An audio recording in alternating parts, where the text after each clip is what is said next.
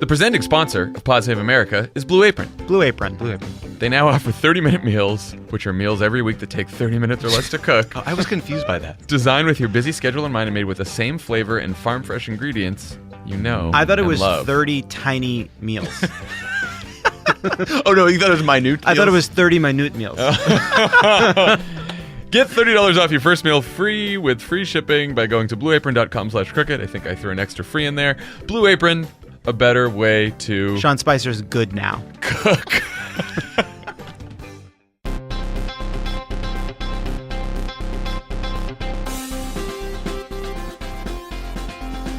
We are still in Hillary Clinton's basement. If someone could send some food and water. Welcome to Pod Save America. I'm John Favreau. I'm John Lovett. I'm Tommy Vitor. On the pod today, in studio, we'll talk to the editor-in-chief of the Huffington Post, Lydia Polgreen. And later, we'll call the host of Crooked Media's Pod Save the People, DeRay Mckesson. Love it? How was Love It or Leave It on Friday? Good? It was a great episode. Should people download it or People no? should download it. We Great. had Guy Branum. We had Aaron Ryan, who was hilarious. We had Julissa Arce. We had Cyrus Crooked Media Habib, friends. Lieutenant Governor of Washington. He's really funny. He's really funny. I like Cyrus a lot. He's a friend of mine, and I was excited for people to hear what he's like. Cool. Tell me who's on Pod Save the World this week. I'm doing an episode on some pretty horrible things going on in Myanmar. There is, in fact, what's been called an ethnic cleansing or potentially genocide of a group of people called the Rohingya, who are a Muslim minority group. It is one of those issues that is, the more you read about it, the more brutally hard it is to comprehend that this is actually happening. But I do think it's important not to look away from this stuff and to see if we can bring attention to it and maybe get the international community to do something. So Good. Tune in. Glad you're bringing some attention to that.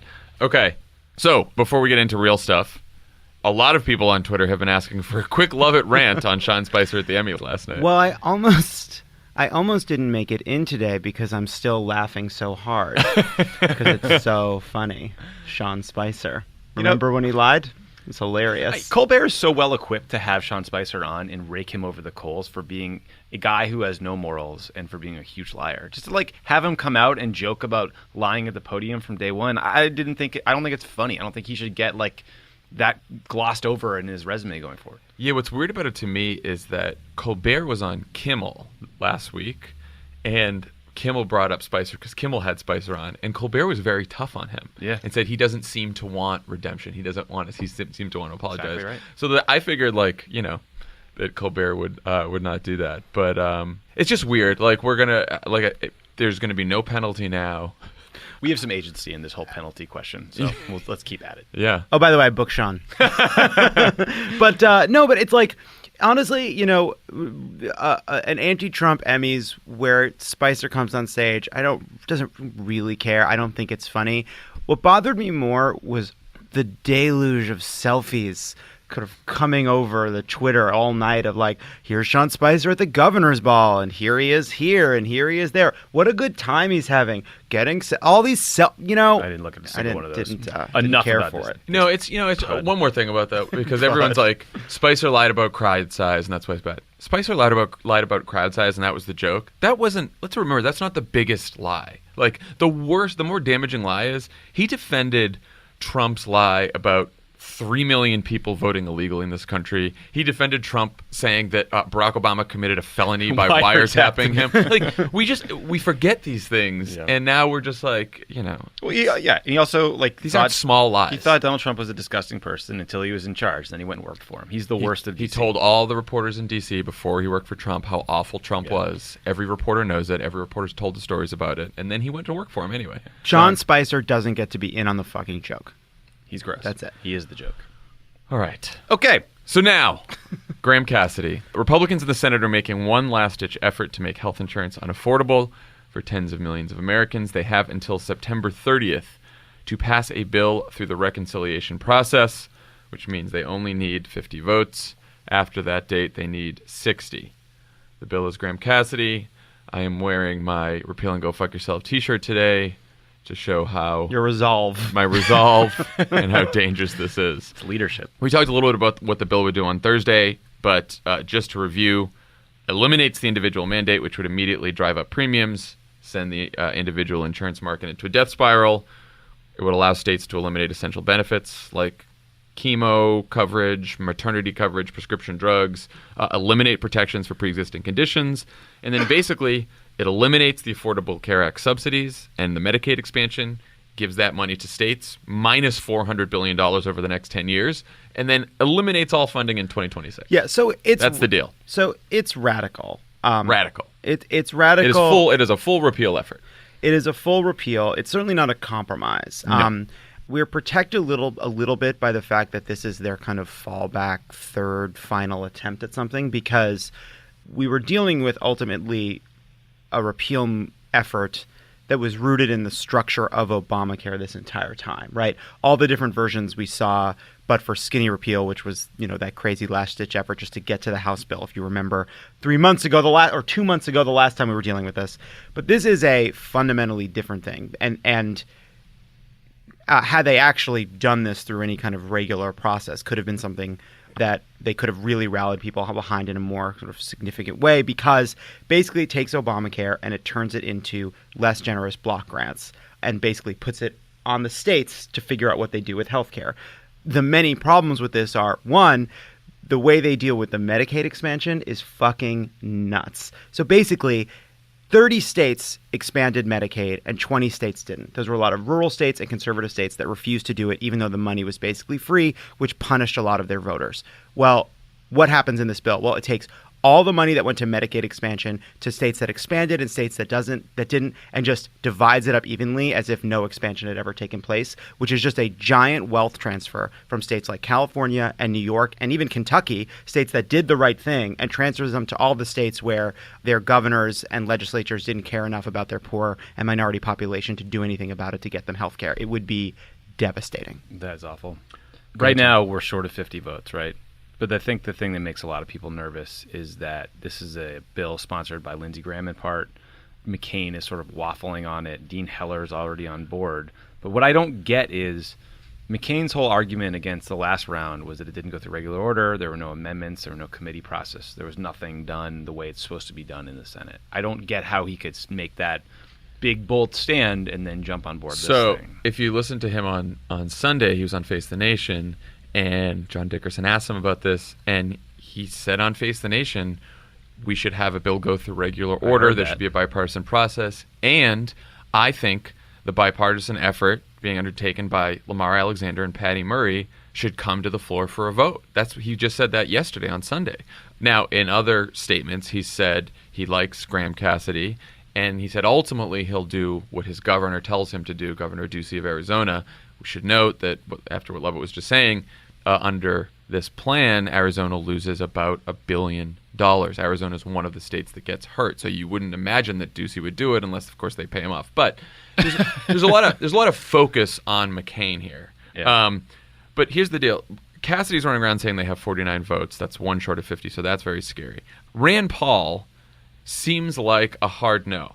You never want to count on Rand Paul because he's upset from the right, but he's now, over the last couple of days, tweeted 9 times about this proposal, including one where he says it's bad because it keeps Obamacare and redistributes money from Democratic states to Republican states, which is an argument that people on the left are making, too, and it is a correct argument. Correct. But it's like, if Rand Paul was going to flip, you wouldn't imagine that he'd just keep tweeting every day about how horrible this is.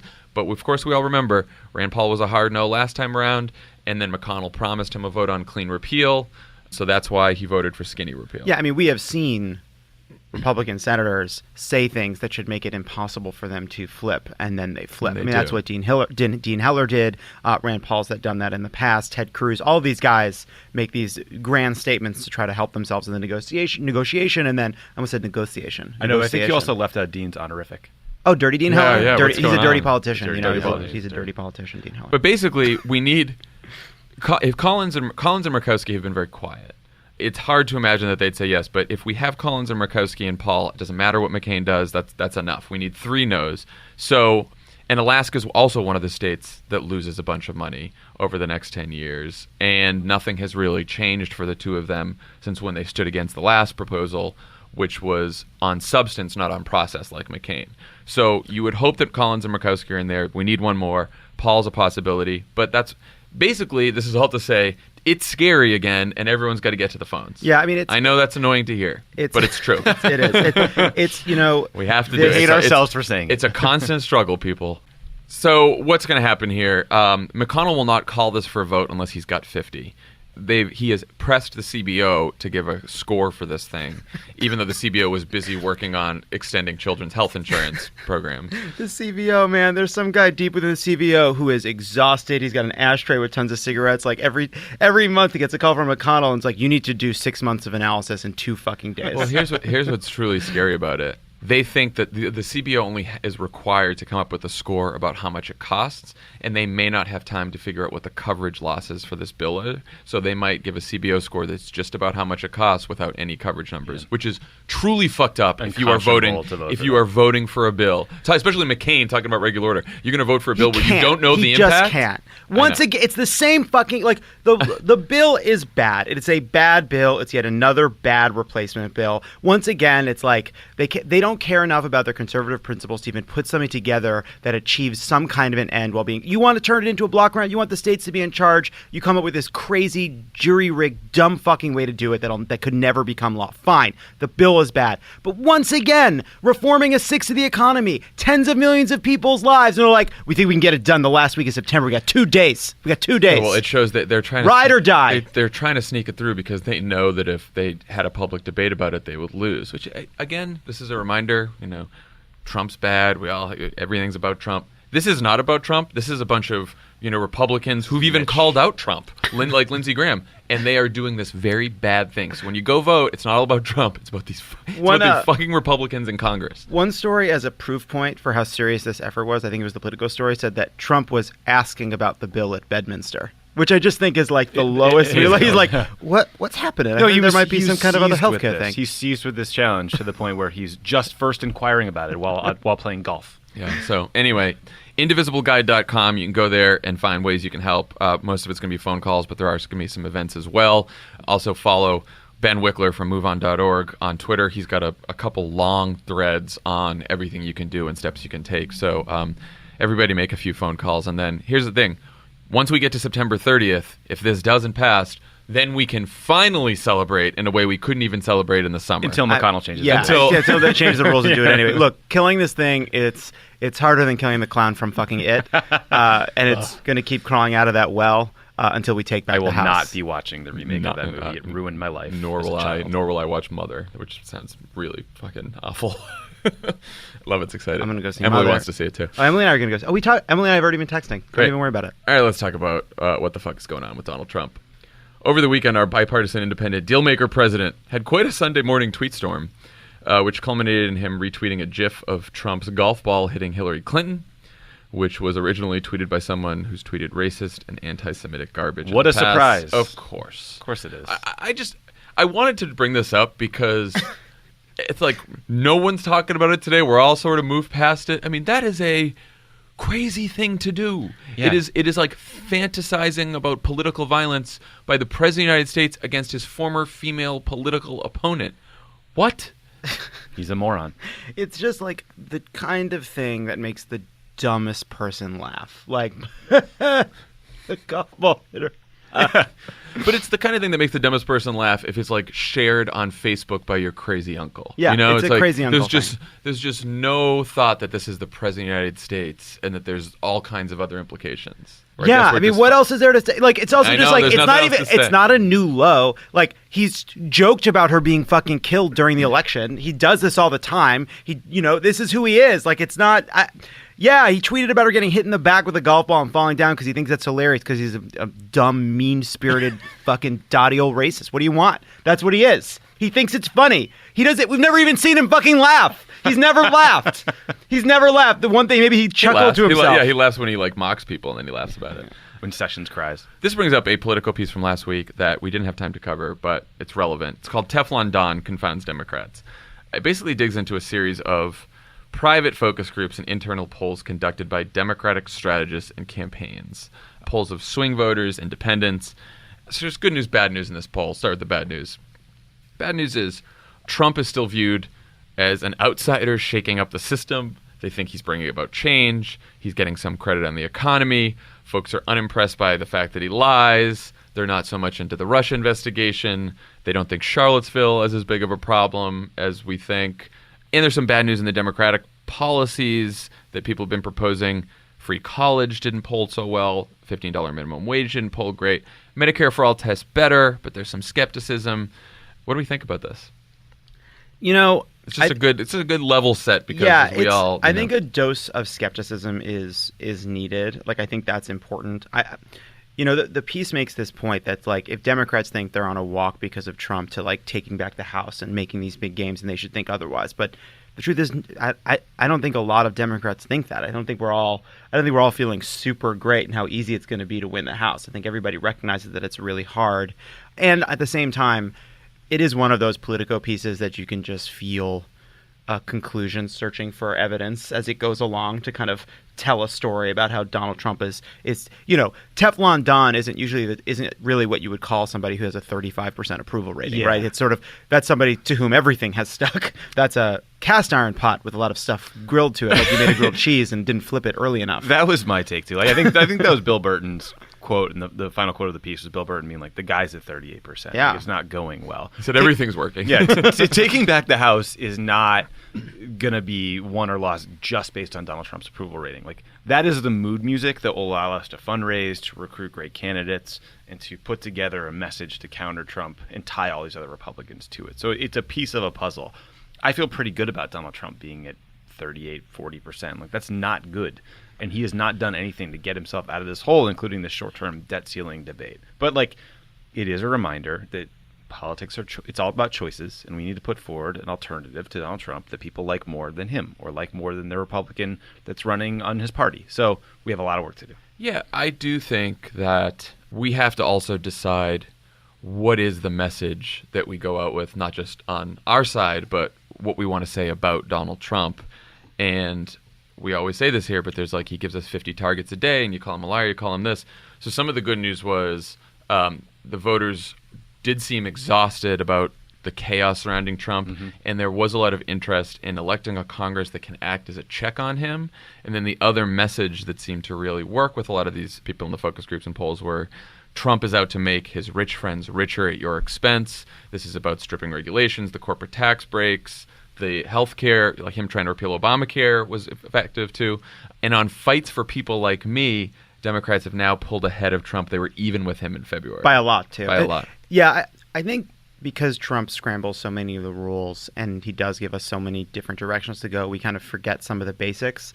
And even though he's going to do so many different and disparate crazy things over the next year, we do need to start getting behind a sentence. Like, I don't know if, Donald, rich friends richer, fine, whatever it is, but it's like, Donald Trump is out for himself and making his rich friends richer. That's why he's trying to distract you by hitting a golf ball at Hillary Clinton, because he's doing all this other stuff. Whatever it is, we need to get to some place where the first part of the sentence is the same.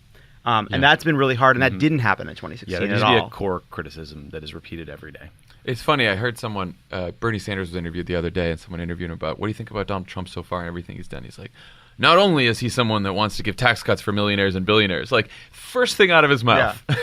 And then he went to talk about Charlottesville and racism and everything else. But it's just that there is a message discipline that's going to be required in the campaign going forward. And I think this piece is good for that. Especially as the Mueller stuff continues to leak out every day. And winning the House is going to be really hard. Donald Trump being unique doesn't make the race to win the House unique. It's not. It may look like a Bush thing. We may be able to pick up a bunch of seats, but it's not going to be easy, and we're going to have to fight for every seat. That's all. I want to talk about what's going on this week. On Tuesday, Donald Trump will deliver his first speech to the annual United Nations General Assembly in New York, which brings together leaders of the 193 member nations for a week of meetings and speeches. Major topics be Iran, Syria, terrorism, and maybe the most pressing, North Korea. Tommy, you went to all of these when Obama was president. They're called UNGA. It's called UNGA for short. That's the acronym. UN General Assembly. Yeah. What can we expect there? So, what usually happens there? I mean, it's a place for the member nations to convene for a week. There's a lot of speeches. There's meetings to discuss global security challenges. The focus changes every year, but it's been, the Middle East, Syria, Iran, like some of the hot button issues. I think this year the focus is going to be on figuring out Donald Trump. They want to know what America First really means.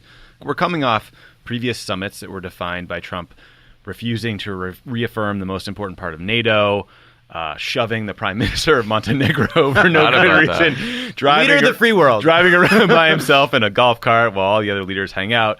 He's also described the UN as, quote, a club for people to get together, talk, and have a good time that's sort of useless. So I do think, like, North Korea is going to be front and center and trying to figure out the next steps as they continue to flaunt the international community.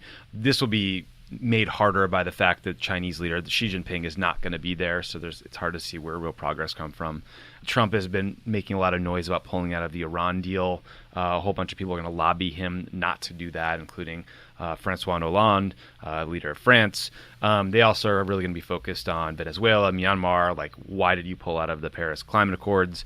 I think U.S. journalists are also going to be very focused on Rex Tillerson, because he has been about as irrelevant a Secretary of State as we've ever had. And people are also going to focus on Nikki Haley because she's sort of stepped into the breach and the leadership void that he has created. So, we'll see what happens. Trump's there for like 3 or 4 days. It is like the worst kind of diplomatic speed dating you could ever imagine. You have major speeches. You have to like know what to say in the bilat with Qatar and the lunch with the Japanese PM and the South Korean PM about North Korea's nuclear program. Okay, so, quick question. Not up for it. Yeah, he's not going to do that. So then what happens? I mean, I don't know that there's like the expectations game has gotten run down so low. But I do think I've noticed that. They're like, what, is he going to get up there and scream at everyone in his speech and say that he hates the world? I was like, no, he's probably going to give a normal fucking speech. Right. Let's not. I mean, it's hard because the summits like this where all the leaders are together, usually you do a whole ton of work leading up to it to try to get to some deliverable, some big accomplishment, something to announce. And when you have a State Department that is essentially not staffed, it's very hard to have the team in place to do that and to like get to the place where we have accomplished it. So we could say, you know what, Venezuela is a disaster, and we're going to ratchet up political pressure on them until they stop doing X, Y, or Z. Or like there's a ethnic cleansing happening in Burma. We are focused on it. This is the money that's going toward helping refugees who are fleeing to Bangladesh. I have no confidence that any of that is prepped. It really feels like they're so reactive. Like they don't. Like you can never, like, what is Rex Tillerson's agenda? Like, I mean, they've pulled out of Paris. They're dealing with North Korea. They're trying to seem as though they're competent. It seems as though everything about what Nikki Haley does, what Rex Tillerson does, is about doing this first level thing of just demonstrating that we have a competent and working, functioning diplomatic effort in place, which is the threshold entry for actually doing something in those jobs. Rex Tillerson has spent 9 months reviewing the staffing levels at the State Department for some reorg that he wants to put forward. Meanwhile, like, he has no assistant secretaries of state. Like, there's no management reorg where you're going to say, you know what, we don't need someone in charge of Europe or the Middle East. Like, there's some things he's done that, yeah, actually kind of make sense. Like, he's gotten rid of some of these special envoys that deal with challenges that kind of aren't really a big deal anymore. Like, so that's fine. Like, the State Department could be shrunk down a bit and made more efficient, but it's just, I don't think there's a single cabinet member that is more of a disappointment than Rex Tillerson. Like, even Rick Perry found religion and was like, oh yeah, the energy department, like, we should have that. Oh, I will take guarding our nation's nukes seriously. Yeah, right. I'm going to show up to work. So I'm a little scared about North Korea. You're the one. I was reading reading Axios last night. They had some reporting on this, that the Trump administration is down to basically two paths. One, continue to put more pressure on China, economic pressure particularly, and then two, like, preparing for a preemptive ground war. I mean, what's going to happen here? Seems great. Hell if I know. I mean, it does see. I mean, hopefully what they're doing is posturing and trying to fix Steve Bannon coming out and telling some progressive journalists that he's right. That we're in checkmate. We're in checkmate, that we're screwed, yeah. That there is no military solution. They want to get the Chinese to ratchet down on imports of fuel. David Sanger in the New York Times had a big piece today on how there's this very specific deadly rocket fuel that China's allowing the North Koreans to purchase that's fueling their missile program. So there's a lot of things you can do on the pressure track in terms of sanctions, but it requires support from places like Russia and China, members of the UN Security Council. And it actually also requires them to actually enforce things that are going on in their own country, like Chinese companies selling fuel. Yeah, and I saw McMaster talking about this over the weekend, and it is true that as part of this negotiation, it seems like they need to convey that they have a reasonable military option. That Yes. part of their messaging and part of what they're doing with their press office at Axios is to try to convey that they actually believe they have a military option to give them a stronger negotiating hand. Because McMaster was like, there are people saying we don't have a military option. That's not true. Maybe pushing back against Bannon, kind of giving away the game in that interview he gave that we forgot about because it was 2 weeks ago. I mean, it's a different situation, but it is analogous to what we did with Iran, which was say, we will blow the shit out of your military facilities and your nuclear program unless you take these steps we're demanding you do. And in the interim, we increase sanctions. Speaking of Iran, it is very frightening that Trump has previewed the fact that he might pull out of the Iran deal as early as October. That has in place a diplomatic process to oversee, to monitor their nuclear program. It's not perfect. We need access to military sites that we're not getting. Like, enforcement could be improved, but it's just when you look at North Korea and you see this program just spiraling out of control versus Iran, where it feels managed by the international community to a great extent. I cannot fathom why they would do that. Also, this is a choice between, like you just said, enforcement could be improved, or if you pull out of the deal, no enforcement. And the Europeans will just roll on without us. That's so, like, you pull out of this deal, Iran's going to go, of course they're going to go pursue nuclear weapons again, and they're going to have an easier time doing it than they are right now. Yeah. It's just like, think of the things we're not even talking about, like, right now. The only story I read about, Middle East peace, he's going to meet with Netanyahu. He just tweeted about it. Yeah, I mean, it's just, there's no real process in place to push them forward. Not that there's an easy solution on the table or even a hard solution on the table, but there's just no work getting done there.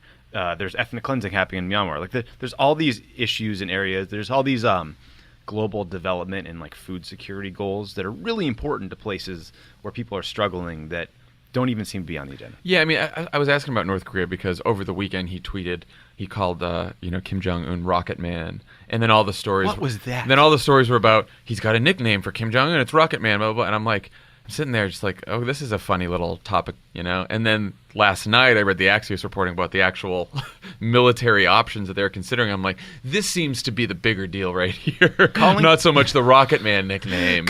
This is the stuff you want to pay attention to. Why are we calling Kim Jong-un Rocket Man? Is that an insult, first of all? That was a fine movie from the 90s or early 2000s. And then, like, we're calling terrorists losers now. He's really stuck with that He one. thinks that one's a good childish. messaging point. I'm not totally against that one. It's the Rocket Man thing is silly. He's also like ruined 2 Elton John songs now. Rocket Buzz, Man, Tiny Dancer is always he plays that at his rallies. When we went to NASA at the White House and Buzz Aldrin almost punched me in the face, before that he handed me his business card and it says Buzz Aldrin Rocket Hero. That's awesome. Which is cool.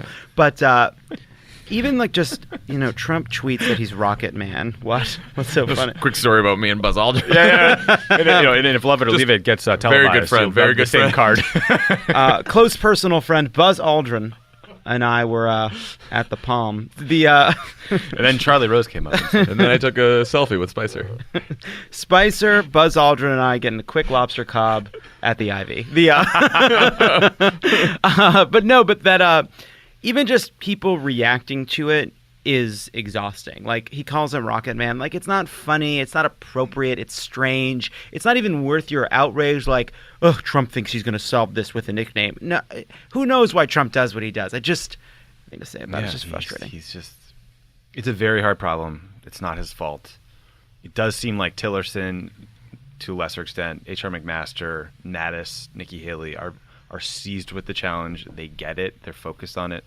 The rest of the world is wondering what the hell Donald Trump's going to do and if he's going to make things worse rather than better. And that's not a great place to be. Yeah, I always want to check in with you from time to time on this because I try to think to myself, is this something that's a uniquely Trump administration strategy, or what would we be doing if it was the Obama administration right now, knowing that it is a really hard challenge no matter who's president? That's always the tough thing reading this stuff about North Korea. Yeah, I mean, we would be pushing for more sanctions, for more enforcement. We'd probably be doing a lot more to reassure the South Koreans. We'd probably be thinking long and hard about increasing our missile defense systems in the region, which I think they're also doing.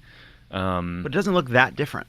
It doesn't look that different, except for the fact that the North Korean strategy is to try to divide the alliance, right? To divide the Japanese and the South Koreans from us. And Trump is into that, and he's leaning into it without really realizing he's also trying to divide the alliance. Yeah. Look, finally though, it'll be okay because Stephen Miller is at that computer figuring out the perfect words for Donald Trump to say. Yeah, I at mean, Unga. can you guys C imagine? plus Santa Monica fascist. I guess the funny Dear thing Lord. is, he does give this big speech to the UN General Assembly on Tuesday. It will be very weird and jarring, I think, even now, for us to watch that and to see him in that role. I won't be watching. But he will be reading from a teleprompter. It will probably go fine. The thing that I really worry about is, like, what's he going to say in the meeting with the King of Jordan or the PA, the Palestinian Authority, or the leaders of Egypt, or in his working lunch with African leaders? You know, it's like these are, he At his doesn't Bedminster know Hotel. a thing about He is going. what's going to be discussed. I would say a full 75% about what Donald Trump will know on foreign policy on Friday. He does not currently know. Yeah. He will learn it in these meetings. They were and he will talking- be fascinating. He's going to say something like, many people didn't know that there are more than 5 countries in Africa. More and more people are finding that out. So this is an international relations course for Donald Trump. Oh yeah, it's Crash it's, course. And they're doing a long version. I mean, Monday, Tuesday, Wednesday, Thursday. Like, by the end of the Obama administration, we were out of there in Well, he 36 The great hours. courses, Unga.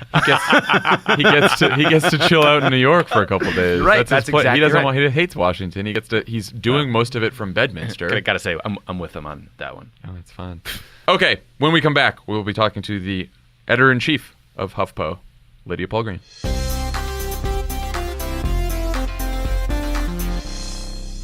Pod Save America is brought to you by Sonos. Sonos. Speak freely about your love of Sonos. Okay.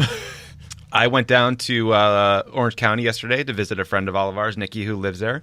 We saw her amazing puppy, Stanley, who Lovett yelled at during Game of Thrones several times. Lovett's very anti-Stanley. And we are getting her a housewarming Not gift, and we're going to get her a anti-Stanley. Sonos. Does she know that, or is this? Stanley. Did we just? She's learning about it right now. Oh. The reason we're doing it is because it's the greatest way to listen to music. You know how long it's going to take Nikki to set up that Sonos? 11 seconds. That's right. I I counted. exactly 11 seconds. I like it. I have one set up in my dining room. We play music during game night. By the way, it's nice down there. Sonos. Kick out some Republican representatives down there. You're out. Sonos. Yeah, maybe for the first time Daryl ever. Isaac can listen to some music on that's beautifully crisp on his veranda when he's not a congressperson anymore. Or the roof. Yeah, when he becomes a lobbyist. For the first time ever, Sonos is offering the listeners of Pod Save America 10% off one order of $1,000 or less for any product on Sonos.com. This offer is available for a limited time only and cannot be combined with other discounts or promotions. Use the promo code PSA10, that's capital PSA10, at Sonos.com to receive this exclusive offer. Do you know who Exclusive. else might enjoy some crisp, lifelike sound on their Sonos? Ted Cruz. End of thought. Keep going. Like. Pod Save America is also brought to you by Texture. We've been telling you about Texture for months. It's a great app giving you unlimited access to over 200 premium magazines.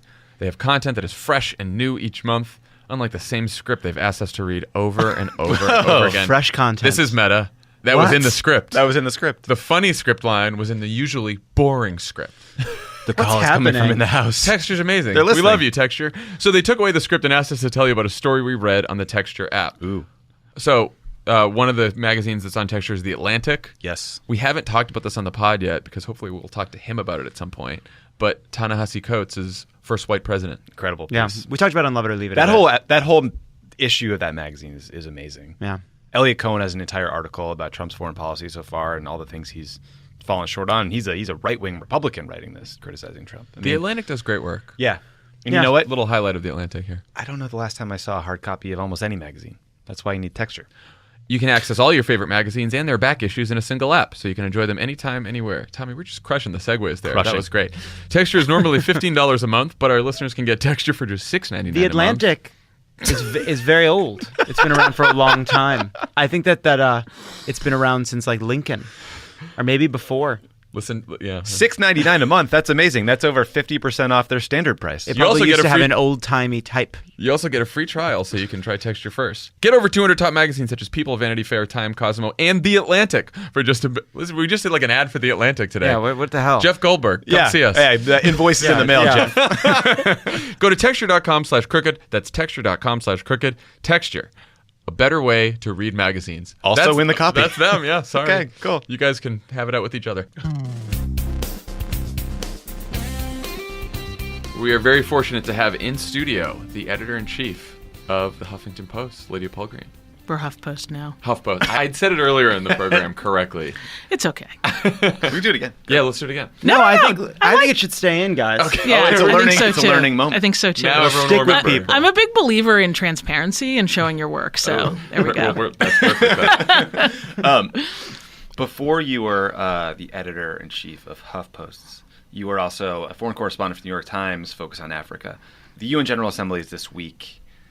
How do you sense the world is viewing Donald Trump 9 months into this adventure we're all on? Have people started to figure him out, or is he still this big question mark that is creating anxiety? Well, I think both, right? I mean, they've started to figure him out, and that is provoking even more anxiety. Okay. It's been really interesting. I mean, I spent most of my career covering, developing nations that were sort of transitioning to democracy, but often in a deeply complicated way. They were not necessarily, ideally representative or, perfect in their expression of democracy. And, when I was in places like Zimbabwe or Congo or Nigeria or India, the U.S. For many democracy advocates was seen as a kind of beacon. And, when I talk to my friends in those places now, they see things very differently.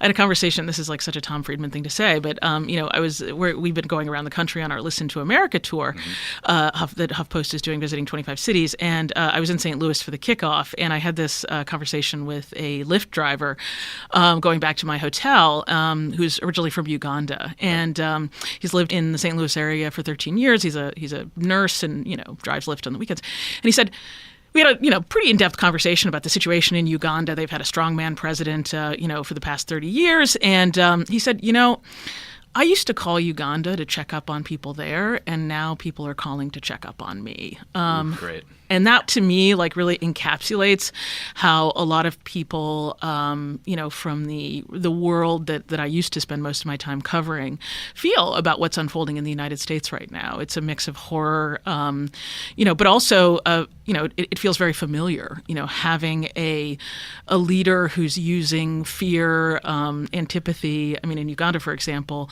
it wasn't Muslims, but it was actually gays who were used as a kind of a way to whip up antipathy to the opponents of the president. So, I think it's really useful to look and see how the rest of the world is digesting and seeing, the Trump presidency. And you're seeing, don't forget that Trump is part of a wave. I covered India, and Trump is of a piece with figures like Narendra Modi. Yeah. So I think the global lens is really important in thinking about what's unfolding in America right now. So you were covering countries transitioning into democracy, and now you're covering one transitioning out.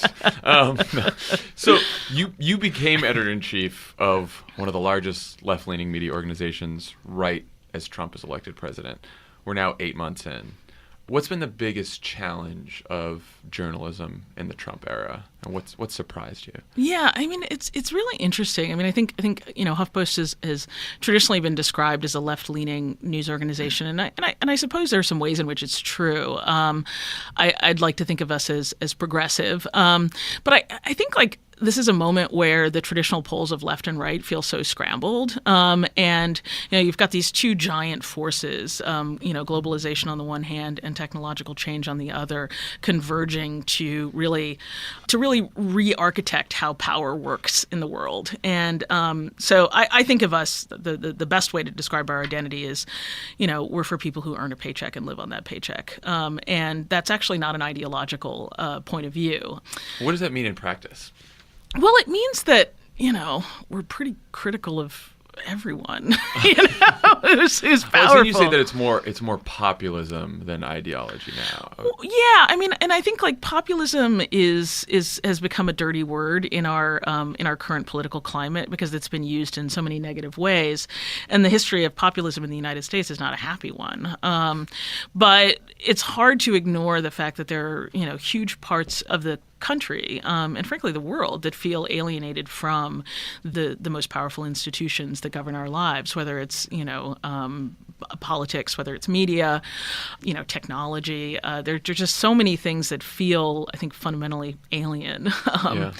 And I think one of the things we're trying to accomplish with this listening tour is to sort of get beyond the divisive tactics that have divided people and help people, particularly working people, see the things that they share and that they have in common. And, once you get past, the kind of Fox News framing around political correctness and, transgender bathrooms and things like that, and get people having a real conversation, I think that they often find that they share much more than divides them. Well, I just want to follow up. You say, so taking on both sides, right, or sort of not being easy on the liberal side, right, and that would be a difference than what, say, a more liberal publication would do. Where do you think more liberal-leaning places are falling down on the job in holding Democrats and progressives accountable? It's a great question. I mean, I think, Democrats love nothing more than a circular firing squad. So, there's a lot of kind of internecine battles going on right now. It feels like we're going to replay the 2016 primary, probably well into our grandchildren's, lives. But, I think that, the relationship of the Democratic Party in particular to big institutions, financial institutions, to the technology industry, I actually think that, you're seeing an emerging set of voices that are asking really, really hard questions around these issues. So we're definitely not alone in that. I've been super encouraged to see a huge emphasis on the questions around technological monopolies. I think that, the battle over identity politics is pretty uninteresting to me, but it's good that it's a conversation that we're having.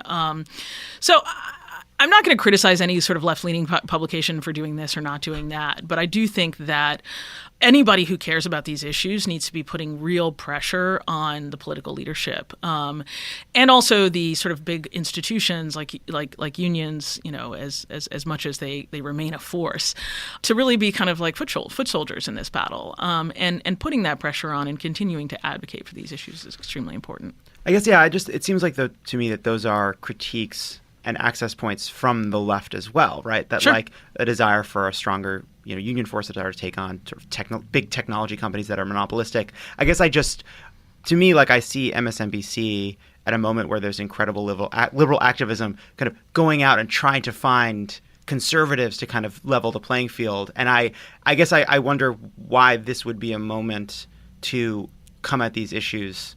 Oh, I totally agree. Yeah. And I think, to me, the thing that's dismaying is that the conservatives that you see, rising up in places like MSNBC and like the, opinion pages of the New York Times actually represent exactly the same worldview as the liberals. They may have differences on policy issues and things like that, but, they represent, upper middle class, elite consensus, establishment.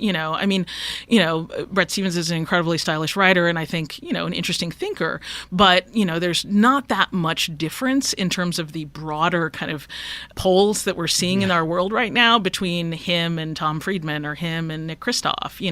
They essentially come out of the same milieu and they go to the same cocktail parties. They have had the same lived experience. And so to me, it's less of a critique about ideology. And to me, it feels like weirdly more like a sort of cover your ass than a genuine attempt to grapple with ideological diversity. Yeah, I mean, and Hugh Hewitt is an intellectually dishonest individual who came to support Trump when it became economically and socially acceptable or viable for him to do so. And lo and behold, he's rewarded with a show on MSNBC. But.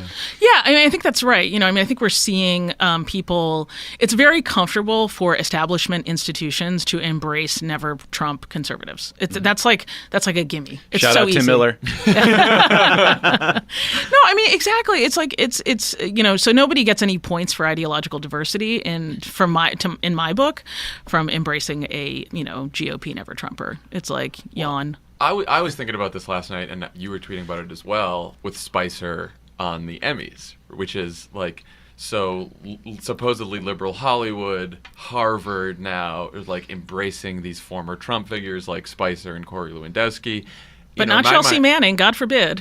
Right. Well, it's in my mind, I'm like, this is ironically, one of the points that Trump's campaign was making, which is there's this clubby elitism, and it really doesn't matter whether you're Democrat or Republican, because all these people end up together. No, because of course it's the they money do. and fame that sort of drives it. No, that's exactly right. And I think, it's been kind of a rough time for Harvard. I didn't go to Harvard. I don't know if any of you guys No. did. Boo-hoo.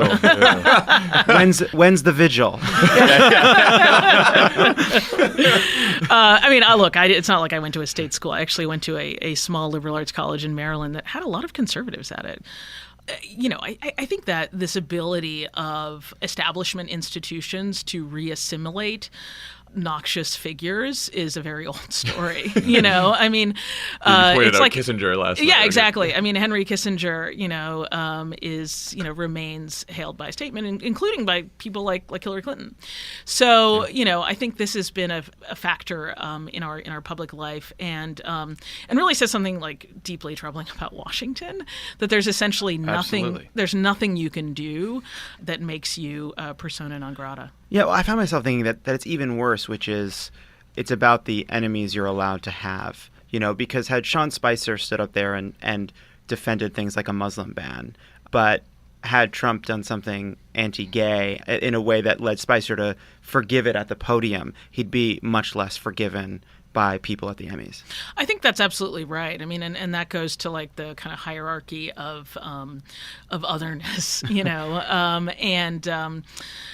Look, you look at things like the transgender ban, and look, I don't remember if Sean Spicer specifically stood up and defended the transgender ban, but we've seen this change sweeping through Hollywood, but it remains somewhat on the fringe, and I think that the question of who it's okay to bash and who it's not remains a really important one. Yeah. So you're leading a media company at a time of massive change in media. We are too. We are as well. So I was actually just going to get some advice. So, no, wait, I'm here to ask. Yeah, right. So Ben Smith advice: put your office in a soundproof studio on La Cienega Avenue. You'll never hear a motorcycle go by. Ben Smith at BuzzFeed wrote a piece about Facebook and how it's time for big technology companies to sort of have their time in the barrel, and they're starting to get attacked. You're hearing about antitrust. Media companies have long viewed Facebook as a frenemy. They give you extraordinary reach, but they cut into revenues. What do you think the future is for these massive technology companies like Facebook, like Twitter, that are so important to the way the news is disseminated and consumed now? I think they're in trouble. I mean, I think that you're seeing on the left and in certain parts of the right a consensus around the overwhelming power that these platforms have. The New York Times story about what happened at our New America Foundation with the Open Markets Institute, I think, was a real wake-up call. Yeah. It remains unclear if that's actually what Google wanted or if it was, the overzealous reaction of the people that run New America. But, it's clear to me that news organizations, really let themselves be dealt a bad hand. And I think about the way in which, for example, Taylor Swift has managed her relationship with Spotify. I take it away, I give it back. And, I remember right before her album came out, there was a massive advertisement that Spotify paid for. It was kind of a takeover on the New York Times homepage. And it was clear that she had extracted extraordinary concessions from Spotify and said, you as a platform, you need to have this album. Now, can news do that? I think is a really interesting question. And the fact is, we trained our readers to expect our content to be free. And but that, in a way, is not nearly as bad as the second sin, which was training platforms to expect that we would just give them our content and let them build their businesses on the back of it. I mean, this is particularly poignant for HuffPost, right? Because, one of the most powerful critiques of HuffPost was that we destroyed the journalism industry by having unpaid bloggers and, by aggregating people's stories and things like that. I mean, we are all unpaid workers, toiling in the mines of in the data mines of Facebook, right? I mean, we really are. Yeah. I mean, and we're all Twitter interns. A lot of nice houses in San Francisco have been built on the on your labor. Yeah, exactly. And so I think now running a small, scrappy, I mean, not that small, but, like a scrappy newsroom that's like really devoted to creating. It's sort of ironic that, there was a time that people pointed to us and thought of us as the enemy of journalism. I mean, my God. Yeah. I mean, it seems like the other thing that Facebook touches on is this dissemination of propaganda during the 2016 race, which I don't think we've had a good enough or serious enough discussion in this country about how to counter propaganda. Yeah, or even a full accounting of what happened. happened. Or a full accounting of what happened. But I kept looking at these studies after the 2016 election that shows the media coverage, mainstream media coverage was overwhelmingly negative for both candidates. Yep. And there was remarkably little about policy for both candidates among the mainstream media coverage. But Trump benefits from these right-wing media outlets, Breitbart, Fox, everything, that were actually talking a lot about his policy positions. Yep. And so his policy broke through in a favorable way on the right. Hillary never had anything like that on the left. And not just broke through in a favorable way on the right, but they broke through without any interference, right? Right. I mean, without No any filter. scrutiny, Yeah. without any and so I think I think that a lot of the anger that you're seeing from President Clinton, from Hillary Clinton, on the against the media is really kind of like speaking to this, in that you had these big institutions that saw it as their job to do their job as they've always done their job, and meanwhile, kind of off to the side, there was this other media that was much more savvy and plugged into how people are actually getting information, that was telling a really different story. And look, I mean, one of the basic things. I mean, there's absolutely progressive. I wouldn't quite call it fake news, but there's progressive, kind of manipulative media. I know because my mother bombards me with it every single day on Facebook, but. There also doesn't seem to be the receptiveness to that among, on the left. I think that there is a more questioning, less likely to sort of accept this kind of simplistic framing that we were seeing on the right. And so, so I think that you're seeing efforts on the left to try and replicate the Breitbarts and others. I don't think they'll succeed. I don't think we want to. I mean, No. It's always bothered me because when people bring up Fox and Breitbart, they'll say, "Oh, and then on the left you have MSNBC and HuffPost." They're And just it's not No, like Chloe. that. There's no comparison. We would be in much better shape if there was a Rachel Maddow of the right. If that's who people were tuning into on Fox News, we'd be like, But it's my be question great. is, I don't think we want to replicate that. But so what do we do on the left? I mean, you guys must struggle with that, right? Oh, we do all the time. And I think it's not to say that, if you read Breitbart on any given day, which I do read every single day, they are absolutely writing about divisions within the right, so it's not like a kind of amen corner for the GOP. And so I think our kind of fratricidal coverage of the left is not dissimilar from, Right. from That's true. what you Certainly see now with Bannon back. Certainly now with Bannon back, you're seeing that. But I think that there has been this really skillful, kind of transmission of memes on the right that just would never work on the left. I agree. And, I've been thinking about this a lot as we learn more and more about Russian propaganda efforts, because it's not that they were more technologically effective or better funded than, say, Hillary Clinton's team or the DNC's team. There had to have been something about the content that people were more willing to believe. And I think it's because they're willing to lie. They're willing to say Hillary Clinton murdered people and here's the list. And when that shit gets in your head, it's hard to get it out. And I don't think that's something we ever want to replicate on the left. At least I hope not. But on the right, it's we saw this about Obama from day one. The birther garbage was exactly that. Right. I think it really has to do with your relationship to truth and fact, right? If you have any sense of right and decency and care about, the actual world in which we live. That's why I think, people who are shocked that, Trump and Schumer, that, Chuck and Nancy and Donald Trump are, making deals. At the end of the day, I think that for the Democrats, saving DACA is like not a joke. They're not going to sell out, 800,000 people who came to America as children for the sake of not giving Donald Trump a win. I mean, agree or disagree with the Democrats, that was not the case with the Republicans under Obama, right? I mean, they were willing to do almost anything to prevent him from getting almost anything. And what we're seeing right now is a Democratic Party that's behaving like adults. And I think that's just the reality that we need to live with. That at the end of the day, people like Chuck Schumer and Nancy Pelosi are going to make deals with Trump because it's just too important. Yeah. So last question, and then we'll let you go. Because you've covered so many countries transitioning into democracy, how do you think that our institutions are holding up so far under the Trump presidency? Or how concerned are you that he's doing lasting damage?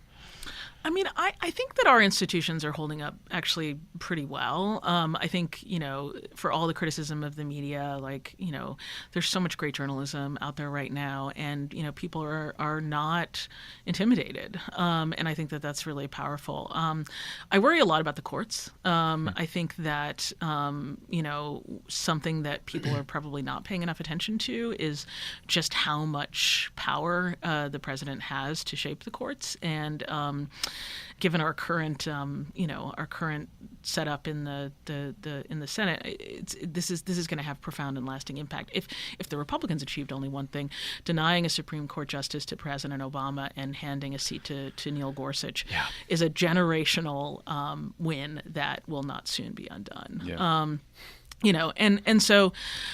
So I think that's one area where we have to be really, really be watching closely. I'm an optimist by nature, and I think that, particularly traveling around the country on this bus tour, I'm going to Birmingham from here, I just have to believe that, the sort of the real stuff of the country, which is people in their communities, making changes in their lives and in their political institutions and their civic institutions, that's the thing that's going to keep us from going off the rails. Yeah. Look, there are countries that have perfect elections under the auspices of the United Nations. For example, I covered one of the first elections in Congo after the Civil War, and that was a beautiful election. Everyone cast their ballots peacefully. The ballots were counted correctly. That country has no institutions, and so it's just been a mess ever since. In Nigeria, they can't hold an election to save their lives. There's open ballot stuffing and, all kinds of shenanigans that go on. But its judiciary almost always gets it right, and its institutions, sort of hold the country in place. And that's why, despite everyone thinking Nigeria is a mess, it's actually held together all these years. And so when I think about the United States, I think about us as being, there are parts of the mechanics and the furniture of our democracy that are vulnerable, but there are sort of deep institutional reasons why I think we have reasons to be optimistic. We also need Trump's lawyer to keep going to steak lunches and just talking loudly about their strategies. Mexican vocal. Getting a pop over and talking about a safe with secret documents. Keep it up, man. Read about it in the New York Times. Yeah. Lydia Polgreen, thank you so much for joining us. And please come back again soon. It's a pleasure. Thanks, good luck guys. Good luck on the bus tour. Yeah. Thank you. It'll be fun. Yeah, it's awesome.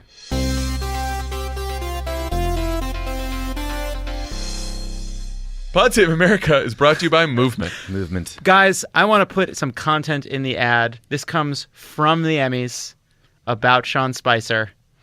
A friend of mine says, the reaction in our section was very negative. People all around us were angry he was there. And afterwards, when we were leaving, he was up ahead of us. So my husband went up and shook his hand and told him to go fuck himself. Where is that? Which ad is that going in? This is going in Movement. Okay. Join the movement. Tell Sean Spicer to go fuck himself with a lovely watch on your wrist. If you don't want him to see who you are, you can wear sunglasses. If Sean asks you what time it is, say, it's time to go fuck yourself. And then look at your Movement watch. Put on your Movement shades and walk right away. You think I'm too stylish to say this to you at the Emmys? Incorrect. Do you guys know how Movement was started? I do, John. The company was started by two broke college kids who wanted to wear stylish watches but couldn't afford them. So they started their own watch company. Cool. Just like we started. Just like we started. That's what it says. Just in the like copy. we started. It says talk about how Just it's like like how we you started. So Movement watches started just $95 at a department store. You're looking at $400 to $500. Movement figured out that by selling online, they were able to cut out the middleman and retail markup, providing the best possible price. Get 15% off today with free shipping and free returns by going to mvmt.com/crooked. This watch has a really clean design. Now's the time to step up your watch game. Go to mvmt.com/crooked and join the movement. Pod Save America is also brought to you by the Cash App. The Cash App. Anyone have anything interesting to say about the Cash App? You know, I did. I paid someone just this weekend with the Cash App. Oh, I was just thinking that I can't remember what it was about, but it had to do with an escape room and paying Spencer for something. And I was thinking, I'm going to do this through the Cash App. Oh, you know what it was? Is I went to see It last night, and Too scary. no, it was great. But like, we bought movie tickets, then we went for conveyor belt sushi, then we saw the movie, we got candy, then we got a pizza after. It was a great night. Oh, I know. It was a great night, but it was hard to settle up. Saturday morning, Tommy and Emily and Hannah and I all went to Canner's Deli. And, Oh, yeah. And Tommy, instead of splitting the check, Tommy paid for it, and I paid him with the Cash App. And then I said, "This is so that we have content for the ad on Monday." And I was full And here's until the content. next day because Cantor's is delicious. Cantor's I ate Deli. alone. Any details about the Cash App that we So should now, share? Yeah, if you download it and you put in the code Now I'm mad PODSAVE, about something new. that's $5 for you. That's $5 for hurricane relief efforts. And it's the fastest way to send and receive I money. guess you guys are cool with going back to Cantor's, even though they had like a D on the health inspection. I like was half an hour that ago. can- I was hanging out with a new friend on Saturday who is also a friend of the pod, and she said, "Was Lovett really mad about that bottle of wine?" I said, "Yes, he's a fucking lunatic." He was very, That's what we're very saying now. You want to bring that back up? You want to say that I'm crazy? Total lunatic. You know what I really like? When, like, grievances are back at You know the what's Cash really App good? ad. Everybody likes when a straight Get white guy more tells them that they're grievances. crazy. Calm You're down. so Calm crazy. down. Oh, okay. Yeah, feminist Calm over here. down. Feminist Yeah. John Come at me Lovett. with Yeah, that. why don't you read me another anecdote from your friend at the Emmys, you fucking populist hero? I'm not going to be talked to in this way. It's my show. Revealing. Cash App. It's a simple, it's an easy way to pay people back who you thought were your friends. The Cash App. Pod Save America is also brought to you by Postmates. Postmates. Postmates is a way to get Things food to your delivered house. to your Yeah, look, house. if your friends went out to breakfast without you and you're by yourself and looking for something to that eat hard to because you fucking need text to me? dine, you can Postmates a delicious breakfast directly to you. I did something on Saturday. I was social. $100 free delivery credit. If to you a don't have barbecue. Postmates, you download it. That's $100 in free delivery credit. I You went use to that a within barbecue. 2 weeks. You Put in the weren't code there. Crooked. You get all kinds of food delivered. Postmates is basically the only way we can eat here at Crooked Media because they close down everything. Yep. Do you guys want to hear what my most recent Postmates orders were? I will read them without exception. Yes. Yes. It's pretty healthy. I got a chopped salad. Before that, I got a poke bowl. Cool. On kelp noodles, which I've become an evangelist for. Not a fan. You didn't like them? Gross. Oh, and then you find I got buffalo wings and a cheeseburger and fries. What day was that? That was in August because it was before I started my new contest with Spencer. Are you winning? It's not winning. It's like the Paris Climate Accords. You can't really lose. It's just non-binding. It's about Got it. transparency. Postmates. On the pod today, we have the host of Pod Save the People, DeRay Mckesson. DeRay, how are you? You know, I'm good. How are you guys doing? Pretty good. Great. Who's on the show this week? We have Tennessee State Legislator Lee Harris talking about drug-free school zones. There's so much you don't know that I didn't know about drug-free school zones. And then we have Tom Dart, the sheriff of the Cook County Jail, the largest jail in America. What did you talk to him about? You know, today, on Monday of this week, which is today. Today's Monday. I know, man. It's hard. I know the feeling. No, today is Monday, right? Yeah. Yeah, My it podcast is. goes on Tuesday. Yeah, today there's an order that goes into effect by the chief judge in Chicago that should fundamentally change money bail there. So we talk about that, and we talk about like what does it mean to lead a jail in the biggest jail in the country? You know, people don't realize that the 3 largest mental health facilities in America are jails. So we talk about that and what his role is and what's on the horizon. So that was interesting. And then the conversation about what's happening in Tennessee and drug-free school zones is something that like I thought was sort of an issue until we talked, and I like understood it so much better afterwards. DeRay, in the course of your activism, I think you probably become, unfortunately, you know, an expert on the St. Louis police force and all its challenges. What did you think about the verdict that came down recently and the protests that have reemerged over the last several days? It's wild, and we'll talk about this a little bit more on Positive People, but, the officer, Jason Stockley, yelled, "I'm going to kill this mother effer," and shot Anthony Lamar Smith 5 times. And his lawyer just dismissed this statement as sort of like a small matter. And you see that he got acquitted, and people in the street, and it's a reminder that, like, we have not seen justice in so many places in this country, definitely not in St. Louis, where the police kill citizens at a rate unlike any other place in America. People are still in the streets, and they should be in the streets. What is sort of wild is last night the police chanted, "Whose streets are streets," as they arrested like 80 people. And it's that sort of like gang mentality from the police that leads people to protest. Like, when have you seen the police yell, "Whose streets are streets"? They don't own the streets. They're supposed to be public servants, but we've seen that not be true time and time again. Literally taunting activists from Black Lives Matter, right, they were reprising a chant that they had heard previously. Yeah, a chant that we made popular, all of us made popular on the street in Ferguson in 2014. And there's a movie that just came out about the protests in Ferguson. So I'm sure they have seen that or heard of it, and they definitely know the chant, and they were trying to use it to show that they own the streets, that it's theirs. And it's like, that's not what democracy is. That's not what it should be. No, it's not.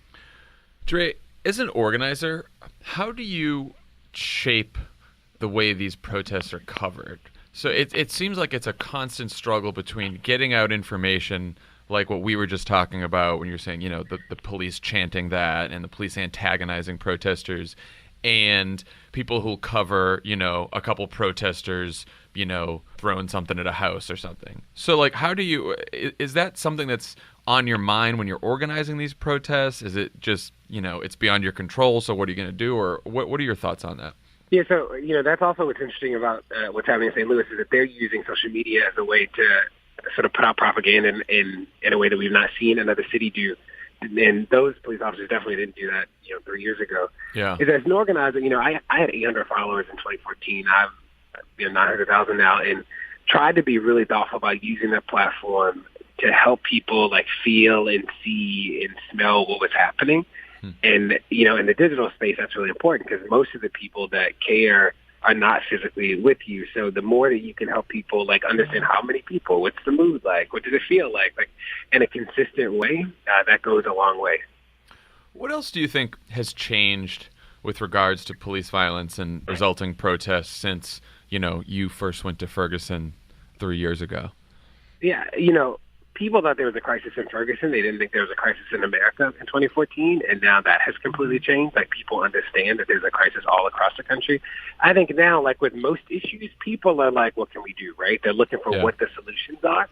And there's some places that have been more resistant than others. I think that what we've not seen change is the FOP, that the police unions have almost wholly been against any change at the national level for sure. And with this administration, we don't see the DOJ any longer pushing for reform or any substantive change to the system. DeRay, one of the most outspoken protests against police violence and the treatment of African Americans in the country was Colin Kaepernick and his refusal to stand during the national anthem.